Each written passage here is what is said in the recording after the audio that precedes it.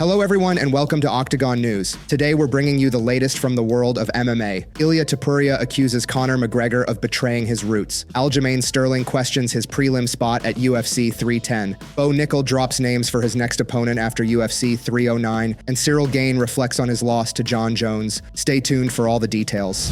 Aljamain Sterling is set to fight at UFC 310, but not where fans might have expected. He'll take on the undefeated Movsar Evloev this Saturday on the prelims at T-Mobile Arena in Las Vegas. The former bantamweight champ was a bit surprised to see such a big fight so low on the card, but he's ready to show everyone why they should have been on the main card. I didn't know if I should have been insulted by the placement on the fight card or glass half full. I guess that's the best way I try to look at everything in life. I get to fight earlier and get to be done earlier. I get to pop open a fresh bottle of Funk Harbor, hang out with the friends, and celebrate a big win. I was a little confused by it, of course.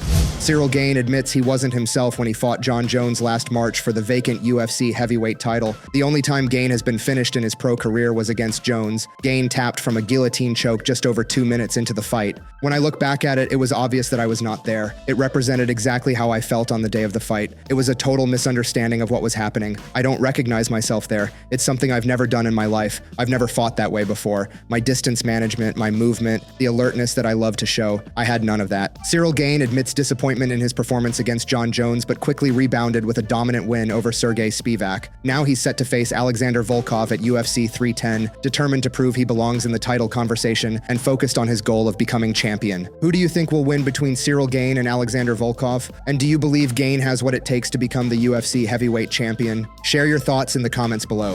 Nickal has name-dropped potential opponents for him following his UFC 309 win. Nickal was in action back in November against seasoned veteran Paul Craig. While Nickal earned a unanimous decision victory, it was a tough crowd inside Madison Square Garden in New York City. Fans booed Nickal and chanted overrated. Despite the jeers, Nickal believes he's ready for top 15 competition. During an appearance on the Pound for Pound podcast with Henry Cejudo and Kamaru Usman, Nickal shared his belief that he'd make quick work of Shara Bullet. I don't know the top 15 exactly, but I'm thinking guys like Michel Pereira, Anthony Hernandez is there, Shara Bullet, Roman Kopylov, Roman Dolidze, Paulo Costa. Even a guy I know, he bounces up and down from 170 to 185 pounds, Kevin Holland, he's got a lot of knockout wins. So guys like that, they all pose interesting threats. They're all guys I could have trouble with, but at the same time, I believe in my skill set, I believe in what I'm capable of doing, and as I continue to train and work more on the striking, work more on the jiu-jitsu and blending it all together, I think I can also dominate a lot of those guys and make it look easy. Who do you think Nickal should fight next? And do you believe he has the potential to become a UFC champion? Share your thoughts in the comments below.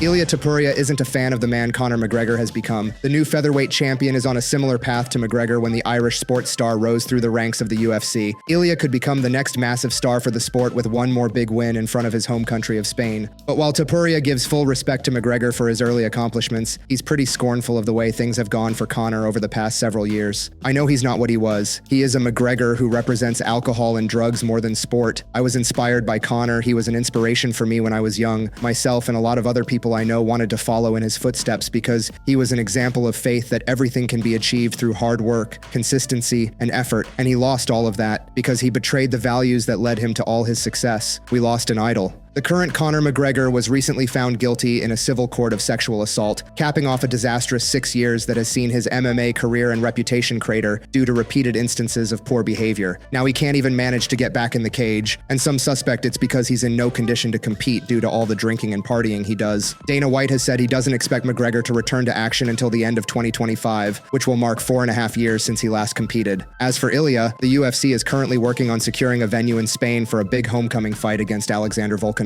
When exactly that will happen is uncertain, but it's clear that the current trajectories of Ilia and Conor couldn't be more different. Thanks for watching. Don't forget to like, comment, and subscribe for more MMA updates. See you next time.